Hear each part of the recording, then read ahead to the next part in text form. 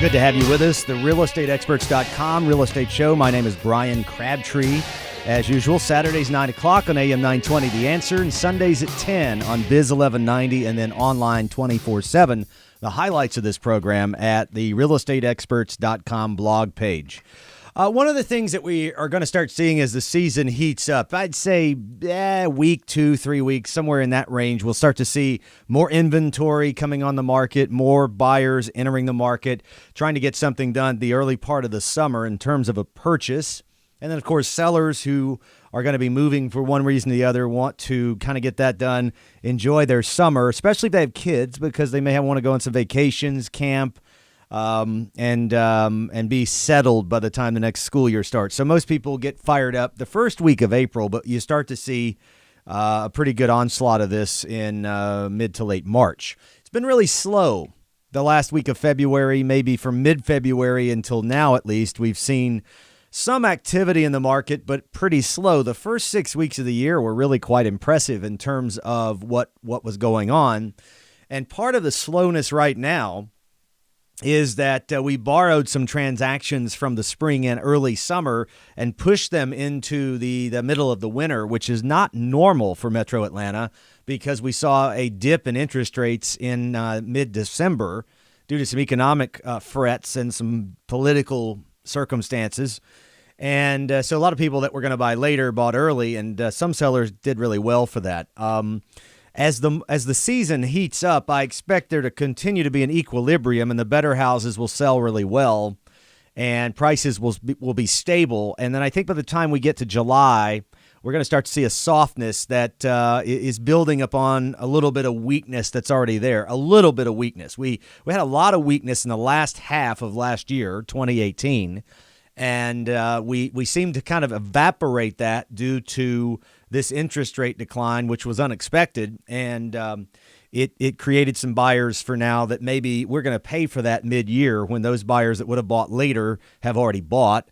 And we've shaped the market up based upon circumstances that aren't sustainable. So I don't know if all that makes sense to you or not, but basically the behavior of buyers of real estate tends to change based upon either governmental factors, their intervention in the market through interest rate policy or otherwise, or just outright interest rate policy due to the markets. And that tends to bring buyers earlier, which leaves a vacuum in a time where it would have been more even had the rates just stayed the same and not gone down. So interest rates going down or incentives by government to push the market forward are not always healthy because they create a misread of the market. One of the other problems, however, that we're facing because of what happened in the last 18 months is a pretty significant rise in prices. As late as August or September, the real estate that was transacting and closing was from contracts in May, June, and July. And so those contracts closed in August and September, and all of those were higher than the recent sale and higher than the recent sale and higher than the recent sale. So you have all these high comps. And then we had a little bit of a dip starting maybe in the closings of November, December, and January, wherein we saw the current list prices before these units sold lower than the previous sales prices. So we have new comparables that I don't believe represent a bona fide trend, but yet they represent a snapshot of time where we had lower demand and higher inventory than we'd seen in a couple of years. And therefore, these appraisers in our marketplace are regretfully going out and choosing these comparables from the last 3 or 4 months and not looking at the totality of the last 6 to 12 months. And here's the funny thing about it, and it kind of makes you want to eat some nails if you think about it. 6 months ago, when prices were going through the roof, or 12 months ago or whatever it was, the appraisers were using comparables up to a year old. And I'm like, wait a minute. You've got market prices going up in some areas in double digits, and you folks in the appraisal world are using comparables from 9, 10, 12 months ago. What the hell? I didn't get it. So now, here we are, fast forward the tape to now. Now they're using the comparables that are most recent because, well, the market's dipped a little. And it makes you just, it's like schizophrenia in appraisals in the marketplace. So every so often we get popped with a bad appraisal and a bad appraiser. I just had a deal close for $165,000 one of our listeners, and it was an investment estate property. And we had it sold twice. We had two buyers. The first buyer was very interested in the property. She was a single mother. The agent on the other side was a great agent. She seemed like a great buyer, extremely reasonable people.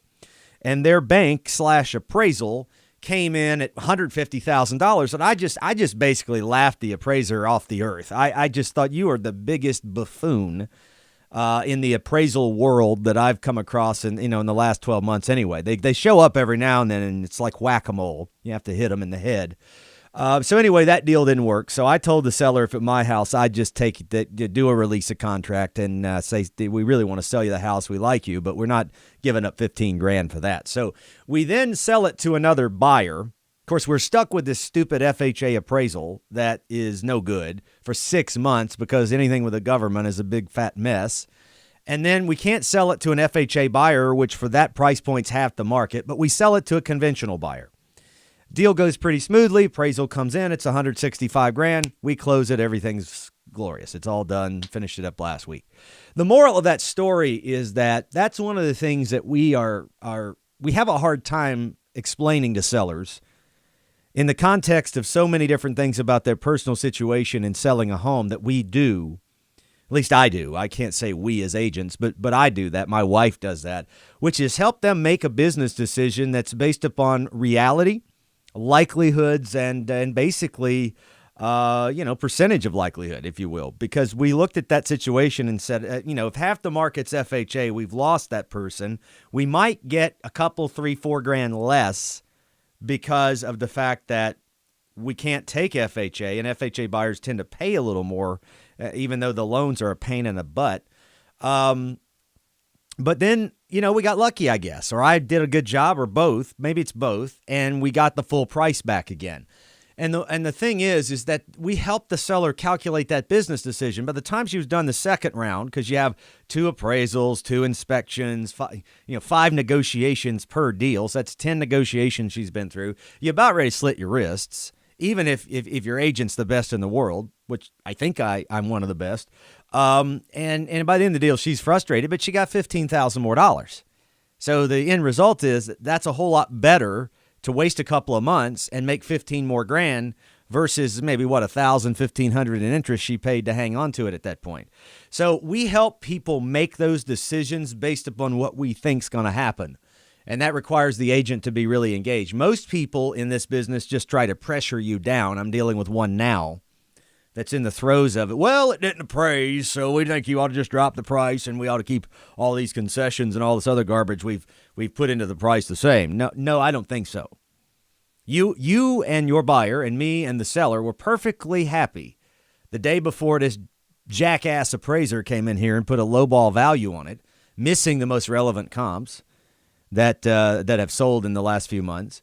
You were just fine with this price. You didn't have any problem with it. But now you've got an appraiser who said that this house is worth less than you're paying for it, even though you're really not paying more than it's worth, even on if you take this appraiser's idiocy on face value, because you're getting all these closing costs and repair concessions that take it down just below the $215 number anyway. Well, the buyer didn't have any money. Well, they're putting 20% down. Well, they don't have any money left. I got to do some work to the house. Okay, well, great. Well, welcome to home ownership. But why is it that because some arbitrary idiot in the mortgage real estate housing business says that this home is worth $215 instead of $220 or $200 instead of $210 or whatever the numbers are, why is it that that person is the end-all be-all? Well, we can't get a loan if we don't have it down that price. Well, take some of the concessions that we don't have any money. Okay, well, at some point, this is the problem I see in America now. Nobody wants to just step up to the plate and negotiate a fair deal. They all want to use whatever they can use to be some completely one-sided. I don't guess I blame them.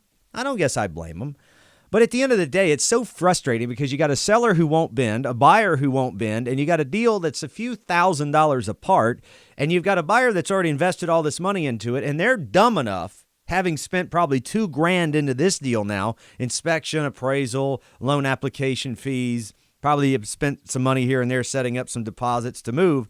They're willing to walk away, waste $2,000 in invested money to go and start all over again with the chance it could happen instead of just splitting a baby and moving on. If it's a $4,000 gap, why don't you offer to the seller? You could say drop the price. Seller comes back with a number, but all of this posturing that goes on in this business. Listen, folks, one of the things I don't like to say to my sellers, because I pride myself on negotiation, is there's some things in this business we can't change anymore. Up until about 2013, even inclusive of Dodd-Frank, the short sale crisis, foreclosures, and the financial breakdown, I was able to pretty much control by my own negotiation skills and posturing and bullying if necessary and convincing and coercing every aspect of a seller's transaction. That's mostly what I do with sellers or buyers, really. Even if I was on the buyer side, which I did a few back then, I could still do that. But this day and age, unless it's an emotional issue between a buyer and a seller, and I've got FaceTime with both, I can deal with that. But what I can't deal with is the multiple layers of competing bureaucracy that says, well, if you go from A to B, then you got to go to D. But then this part of the process says you can't go to D, you have to go to E. And then the bank says, well, we don't allow you to go to E. Well, I know, but you said go to D, but this said we couldn't go to D, so we got to go to E. Well, we can't do the loan if you go to E. Right? It's like you're in a maze, and somewhere in the middle of the maze, you think you're getting close to the other side, which is the sale closing, and they say, oh, by the way, we're going to shut all the doors to the maze, but good luck finding your way out of it. That's the process of mortgage, thanks to Dodd-Frank and government regulations in 2018. Coming up next, I'm going to get into something that I think is really important, whether you're selling a house today, a year from now, or a decade from now. How to sell a house in 3 weeks or less and get the absolute most money with the fewest hassles. I'll explain it next. Don't go away.